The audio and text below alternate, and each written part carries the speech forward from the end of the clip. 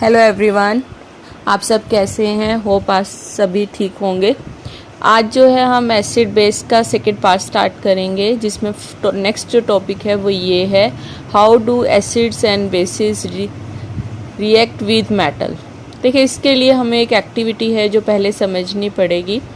सबसे first of all हम क्या करते हैं, हम जिंक ग्रैनुल्स को लेते हैं एक टेस्ट ट्यूब में, और उस टेस्ट ट्यूब में हम कुछ ड्रॉप जो है डिल्यूट सल्फ्यूरिक एसिड के उसमें डालेंगे, और उसके बाद आपको क्या ऑब्ज़र्व होगा कि कुछ स्मॉल बबल जो हैं किसी गैस के जो है आपको टेस्ट ट्यूब में ऑब्ज़र्व हो रहे हैं। तो फिर उसके बाद आप क्या करेंगे, जो भी गैस फॉर्म हुई है उसे पास करते हैं हम सोप सॉल्यूशन से।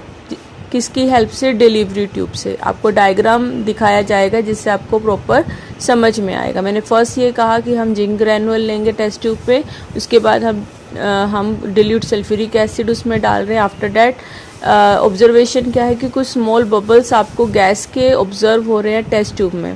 हमने क्या किया, उस गैस जो फॉर्म्ड हुई उसे with the help of delivery tube हम उसे सोप सॉल्यूशन से पास करेंगे। अब वहाँ पर आपको नेक्स्ट चीज़ क्या मिलती है कि सोप के जो बबल्स हैं वो फॉर्म्ड होते हैं किसके वजह से, जो कि गैस जो कि वहाँ पर प्रेजेंट है। अगर हम वहाँ पर नियर बाय, जहाँ पर सोप सॉल्यूशन मतलब जिस भी बीकर में है, अगर नियर बाय कोई बर्निंग कैंडल लेकर आते हैं, तो अगर वो पॉप अप साउंड के साथ कैंडल बर्न होनी शुरू हो जाती है और ज़्यादा मतलब उसकी बर्निंग फास्ट हो जाती है, तो इसका मतलब है कि जो गैस फॉर्म्ड हुई है वो हाइड्रोजन गैस है।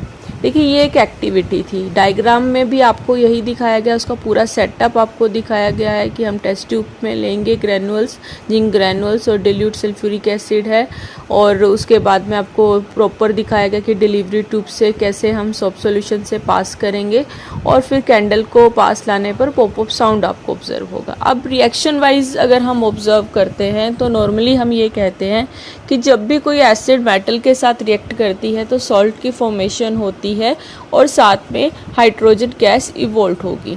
अगर कुछ एग्जांपल हम देखें तो ये, जैसे हाइड्रोक्लोरिक एसिड जो है जिंक मेटल के साथ जब रिएक्ट होती है तो वो फॉर्म करती है जिंक क्लोराइड, और हाइड्रोजन गैस जो है वो इवोल्व होती है।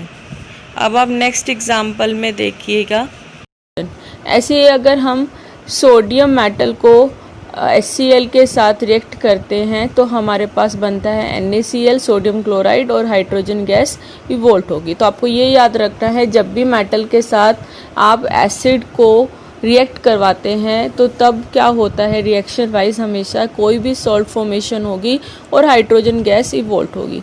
अगर हम एसिड की जगह बेस लेते हैं तब भी सेम ही आपको कोई सॉल्ट मिलेगा और हाइड्रोजन गैस जो है वो इवोल्व होगी।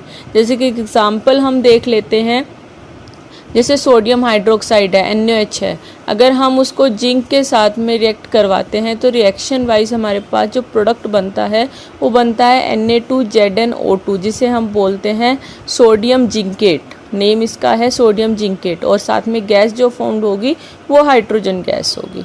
तो ये हमारे पास फर्स्ट जो था टॉपिक आज के लिए, कि अगर एसिड और बेस को अगर हम रिएक्ट कराते हैं मेटल से तो आपको याद रखना है, माइंड में रखिए कि हाइड्रोजन गैस इवोल्व होगी और कोई ना कोई साल्ट फॉर्मेशन होगी।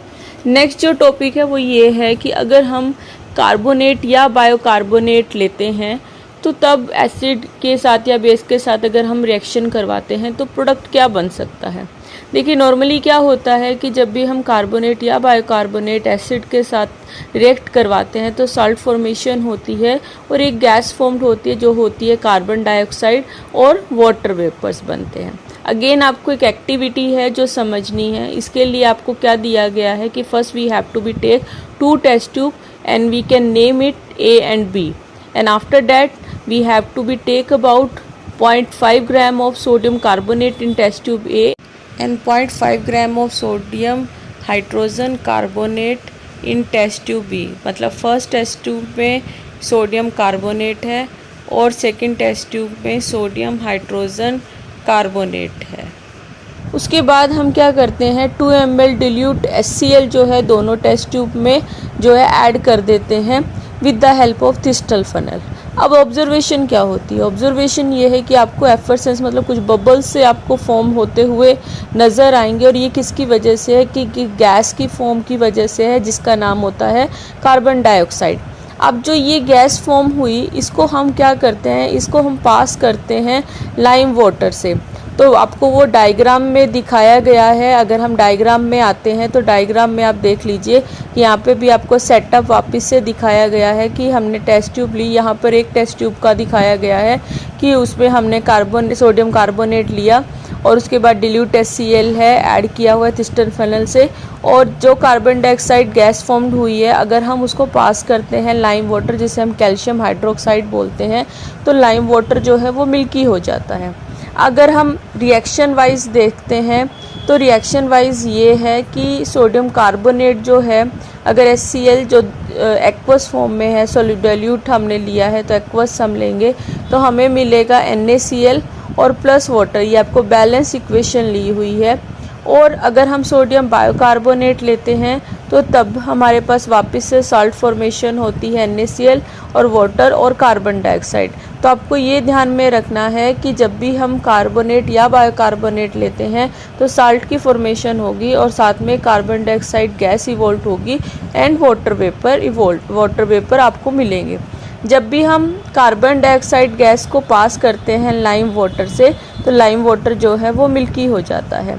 तो अगर आप देखिए कि फॉर्मेशन किस चीज़ की होती है, वहाँ पे वाइट कलर के प्रेसिपिटेट आपको मिलते हैं। रिएक्शन वाइज आपको दिखाया गया है कि अगर हम CaOH2 मतलब ये क्या है, कैल्शियम हाइड्रोक्साइड, कार्बन डाइऑक्साइड मतलब जो गैस फॉर्म्ड हुई वो इसके साथ रिएक्ट किया, प्रोडक्ट क्या बना CaCO3, जिसे हम कैल्शियम कार्बोनेट बोलते हैं, जिसके वाइट कलर के PPT आपको ऑब्जर्व होंगे, और साथ में मतलब वो इनसोल्यूबल है वाटर में, तो वाटर लिक्विड की फॉर्म में रह जाएगा। अगर हम क्या करते हैं इस एक्टिविटी में, मैं क्या बोला है आपको कि हमने सोडियम कार्बोनेट ले रहे हैं या बायोकार्बोनेट, एसिड के साथ रिएक्ट करने पर हमेशा क्या कोई साल्ट फॉर्मेशन होगी और कार्बन डाइऑक्साइड गैस और वाटर बनेगा। अगर हमने क्या किया, ये जो लाइम वाटर वाला है स्टेप, वो ये इसलिए है कि इससे आपको ये भी पता चल जाता है कि गैस जो इवोल्ट हुई है वो कार्बन डाइऑक्साइड है। और इससे अलावा अगर हम एक्सेस ऑफ कार्बन डाइऑक्साइड पास कर देते हैं तो तब हमारे पास क्या होता है कि जो ये कैल्शियम कार्बोनेट बना, तो रिएक्शन वाइज आप देख लीजिए कि CaCO3 plus water plus CO2, तो हमारे पास क्या है, कैल्शियम जो है हमारे पास आपके सामने यहाँ पर प्रोडक्ट लिखा हुआ है CaHCO3 ट्वाइस, मतलब कि बायोकार्बोनेट हमारे पास बनेगा या कैल्शियम बायोकार्बोनेट बन जाता है।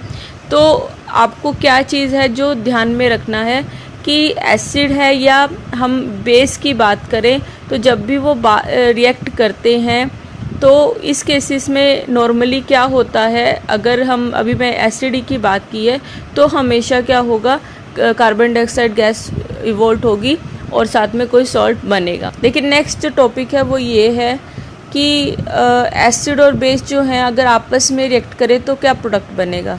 नॉर्मली क्या है, इसमें हम ये बोलते हैं कि जब भी हम कोई एसिड या बेस लेते हैं तो दोनों का इफेक्ट आपस में कैंसल आउट हो जाता है, जिसे हम न्यूट्रलाइजेशन रिएक्शन भी बोलते हैं। जैसे कि अगर आप देखिए, अगर हम सोडियम हाइड्रोक्साइड या HCl लें, सोडियम हाइड्रोक्साइड NaOH एक बेस होता है, HCl जो होता है वो एक एसिड है, दोनों एक्वस फॉर्म में है, सॉल्यूशन फॉर्म में है, दोनों ने रिएक्ट किया तो NaCl के साथ मिलकर क्या बनाएगा, NaCl, HOH के साथ मिलकर क्या बना देगा, वाटर बना देगा।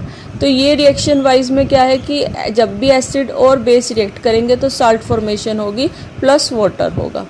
अब नेक्स्ट जो टॉपिक है वो है हमारे पास reaction with metal oxide with acid. अब देखिए इसमें क्या होता है, मेटल ऑक्साइड क्या होता है, मेटल ऑक्साइड एक कंपाउंड है जो ऑक्सीजन कंटेन करता है और कोई ना कोई एक मेटल होगा, मतलब डेफिनेशन वाइज क्या, it is compound that contain oxygen and one metal. For example जैसे हमारे पास कॉपर ऑक्साइड है, मतलब CuO है, सोडियम ऑक्साइड है, Na2O है, मैग्नीशियम ऑक्साइड है, MgO है। अब आपको क्या ध्यान में रखना है कि अगर जब भी हम कोई मेटल ऑक्साइड लेते हैं एसिड के साथ, जब भी वो रिएक्ट करेगा then always it form a salt and plus water.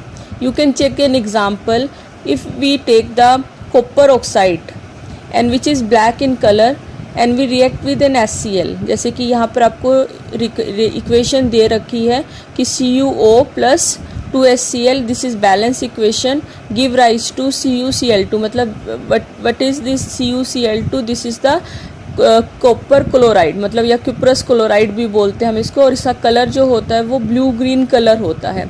आपको एक चीज़ क्या समझनी है कि यहाँ पर जो कलर था वो चेंज हो गया, मतलब ब्लैक था जो हमारे पास CuO था कॉपर ऑक्साइड का, लेकिन यहाँ पर जब कॉपर क्लोराइड बन जाता है तो उसका कलर ब्लू ग्रीन कलर हो जाता है। जिससे ये भी प्रूव होता है कि जो मेटल ऑक्साइड है वो बेसिक है नेचर वाइज।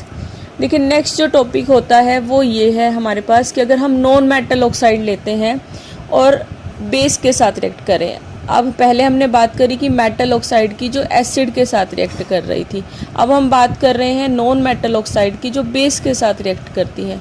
नॉन मेटल का मतलब क्या होता है? नॉन मेटल ऑक्साइड का वो कैसे बनती हैं कि अगर हम रिएक्शन किसकी करते हैं, नॉन मेटल की, किसके साथ? ऑक्सीजन के साथ।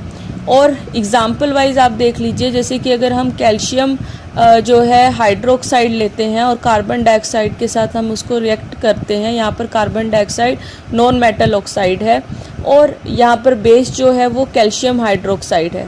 तो हमारे पास कैल्शियम कार्बोनेट प्लस वाटर बनता है।